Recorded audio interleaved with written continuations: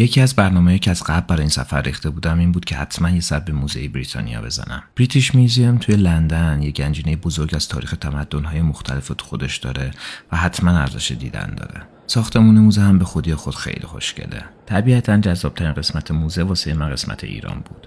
داشتم توی پیچ در پیچ موزه میچرخیدم که اولین اثر آشنا به چشمم خورد. هیچ در قفس.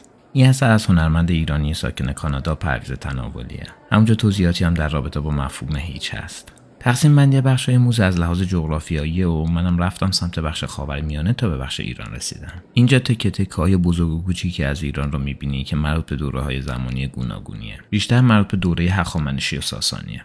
از نقش‌های تخت جمشید گرفته تا آثار تزئینی مختلف. و اما هایلایت بخش ایران منشور کوروشه که دقیقاً وسط راهرو بخش ایران به نمایش گذاشته شده. توضیحاتی در رابطه با زمان و مکان کشف اون و ترجمه متنش هم اونجا موجوده. چند دقیقه‌ای هم پای صحبت‌های خانم ایستادم که راجع به آثار مختلف توضیح میداد. بعدم رفتم سراغ بخش‌های دیگه و قسمت‌های دیگه موزه رو دیدم.